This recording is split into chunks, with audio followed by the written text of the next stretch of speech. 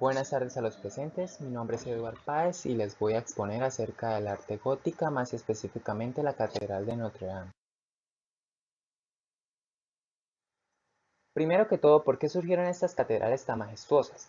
Las catedrales góticas surgieron con la idea del esplendor y la monumentalidad propuestas para suplir las necesidades y aspiraciones de la sociedad de la época. La arquitectura gótica en ese entonces era un instrumento poderoso en el seno de una sociedad que ve transformada la vida urbana a un ritmo acelerado en los inicios del siglo XI, ascendiendo también por su lado la burguesía adinerada y la influencia del clero urbano. El resultado de esto es una sustitución también de las necesidades de construcciones religiosas fuera de las ciudades en las comunidades monárquicas rurales por el nuevo símbolo de la prosperidad urbana, la catedral gótica. Se construyeron muchas catedrales con este estilo, como la Basílica de San Dionisio, la cual es una iglesia célebre por ser la primera que se erigió en el estilo gótico, así como por ser el lugar de sepultura de la mayor parte de los reyes de Francia. La Catedral de Notre-Dame de Amiens es una iglesia catedralicia de culto católico bajo la adoración de Nuestra Señora en la ciudad de Amiens del departamento del Somme. La Catedral de Colonia en Alemania es un templo católico de estilo gótico que comenzó a construirse en 1248 y no se terminó hasta 1880. Está situada en el centro de la ciudad de Colonia. Con sus 157 metros de altura fue el edificio más alto del mundo hasta la culminación del monumento de Washington en 1884 de 170 metros. La Santa Iglesia Catedral Basílica Metropolitana de Santa María es un templo catedrálico de culto católico dedicado a la Virgen María en la ciudad española de Burgos. Su construcción comenzó en el año 1221 siguiendo patrones góticos franceses. Y de la que vamos a hablar el día de hoy, la Catedral de Notre Dame, que surge como respuesta a la búsqueda de una nueva dignidad creciente en el seno de Francia, construida entre 1163 y 1245 en la Ile de la Cité, la Catedral de Notre Dame de París. El nombre de la catedral significa Nuestra Señora y está dedicada a la Virgen María. El lugar en el que se alza la Catedral de Notre Dame tiene una larga historia. Siglos antes de que se construyera el templo, estos ya eran terrenos sagrados donde celtas y romanos llevaron a cabo ceremonias religiosas. Después, este sería el lugar elegido para levantar la primera iglesia cristiana de París, la Basílica de Saint-Étienne, a la que sustituiría la Catedral de Notre Dame que hoy conocemos.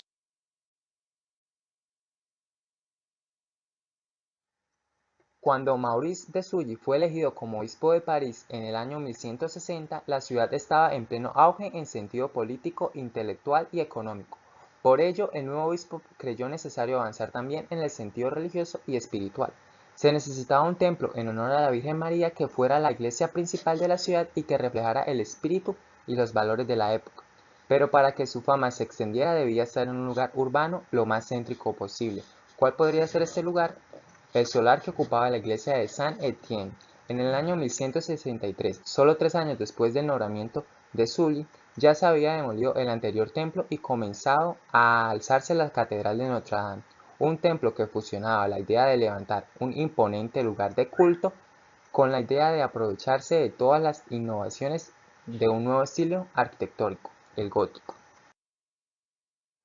Las obras de la catedral se hicieron con celeridad y sin interrupciones gracias a que se consiguió el apoyo financiero de todas las clases sociales. Así, las obras no se prolongarían más de un siglo. En el año 1182 ya se celebraban cultos en el coro y en el 1250 se habían concluido capillas y torres de la fachada, mientras que en 1267 ya se habían edificado los brazos del transepto. Fueron varios los arquitectos que dirigieron los trabajos de construcción de la catedral. Entre ellos se puede mencionar a Jean de Chelles, que fue un escultor y arquitecto francés del siglo XIII. Pierre de Montreuil fue un arquitecto francés. Mientras tanto, Jacques el Chevalier fue el maestro vidriero encargado de crear las colosales obras de arte que se pueden ver en forma de ventanales en el interior de Notre Dame. A lo largo de su historia, la catedral sufrió diversas modificaciones. Las más importantes se realizaron en el siglo XVII con el fin de adaptar algunos de sus espacios a los gustos del momento, el estilo barroco. Durante la Revolución Francesa, el templo sufriría daños de consideración, pero décadas después, en pleno auge del romanticismo, se dedicaría a emprender una ambiciosa restauración y los arquitectos a cargo serían Eugène-Emmanuel Viollet-le-Duc. Fue un arquitecto, arqueólogo y escritor francés famoso por sus restauraciones interpretativas a edificios medievales.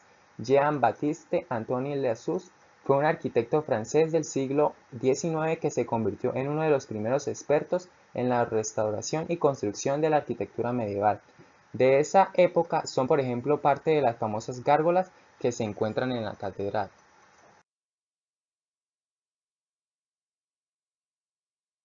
Esta catedral tiene dos torres de 69 metros en sus fachadas, pero uno de sus grandes atractivos son el conjunto de gárgolas de piedra que presentan.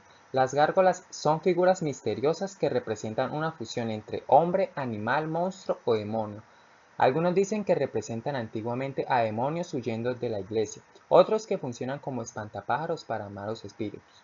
La Edad Media nunca renunció a lo fantástico ni al mundo antiguo, un mundo que por mucho tiempo alimentó la imaginación de las personas. Se dice también que las gárgolas fueron desarrolladas por arquitectos y escultores medievales con el objetivo de mostrar al hombre la existencia de un mundo imperfecto y no solo como elementos decorativos. Pero en realidad las gárgolas tienen otra función. Llevar el agua de lluvia que corre sobre los tejados de Notre Dame de París debe evacuarse sin que resbale por los muros, que podrían degradarse. Al lanzar el agua de lluvia al vacío, las gárgolas protegen la catedral y evitan que el exceso de escorriente cause daños a las piedras. Esa es la diferencia principal entre las gárgolas y las quimeras. Las primeras sirven para evacuar el agua de lluvia, mientras que las segundas tienen una finalidad decorativa. Para algunos, la fachada es lo más espectacular que tiene la catedral. Sus tres puertas esconden multitud de detalles que se pueden admirar fácilmente desde el año 2000, gracias a una limpieza que se llevó a cabo y que duró 10 años. Por el órgano, por otro lado, no podríamos hablar de la Catedral de Notre Dame sin hablar de su órgano, un instrumento que se fue mejorando y ampliando a lo largo de los siglos y que todavía hoy se puede escuchar y se le considera uno de los más hermosos del mundo. La Catedral de Notre Dame está ubicada en la parte este de la isla de la Cité, que por su situación defensiva es la que da origen a la ciudad de París. Se encuentra rodeada por el río Sena, con jardines por delante y por detrás. Su fachada mira hacia el oeste y da sobre la plaza Notre Dame, donde está el punto cero desde el que se encuentran todas las distancias de Francia. En la Catedral de Notre Dame se llevaron a cabo muchos actos memorables. Por un lado tuvo la coronación de Napoleón Bonaparte el 2 de diciembre de 1804, emperador de Francia y uno de los personajes más importantes de la historia. Una coronación concedida por mano propia en cuyo acto pretendía alejarse de las tradiciones de la Casa Borbón. Tanto es así que fue el propio Napoleón Bonaparte quien se coronó a sí mismo, tomando la corona de manos del Papa Pío VII. Posteriormente fue el propio Napoleón el que coronó a su mujer Josefina de Beauharnais. Otro de los hechos históricos ocurridos en el interior de la Catedral de Notre Dame fue la beatificación de Juana de Arco en el año 1909, personaje clave en la Guerra de los 100 Años y símbolo de unión de la nación francesa. La heroína francesa fue quemada viva en la hoguera el 30 de mayo de 1431 en la plaza del Mercado Viejo de Rouen. ¿Quién no recuerda a Quasimodo? Son muchos los que se preguntan si fue un personaje real o simplemente una leyenda de las muchas que envuelven este magnífico templo. Pues bien, no existió tal personaje, pero sí existió un escultor del edificio que se caracterizaba por tener una joroba. Ese artista fue la inspiración de Víctor Hugo para crear uno de los personajes de su novela Nuestra Señora de París, novela que narra la triste historia de Esmeralda, una gitana, y Quasimodo, un hombre sordo y jorobado que vive en la catedral. Lo que padecéis porque amáis, amad más todavía. Morir de amor es vivir. Víctor Hugo. Por último, otro de los datos curiosos de la Catedral de Notre Dame y que muchos desconocen es que este lugar fue elegido para ser el punto cero de Francia y de la París. Hay un medallón parecido a la Rosa de los Vientos que señala este punto. Mi punto de vista acerca de esta catedral Es que si el objetivo era hacer algo majestuoso, lo lograron. Es asombroso ver la estructura, los detalles, la historia que reúne, las leyendas que esconde. No solo muestra una imagen misteriosa, sino que en sí todos sus secretos la convierten en esto. Creo que si el objetivo es aventurarse en el mundo de la arquitectura gótica, este es un buen abrebocas de lo que es este estilo.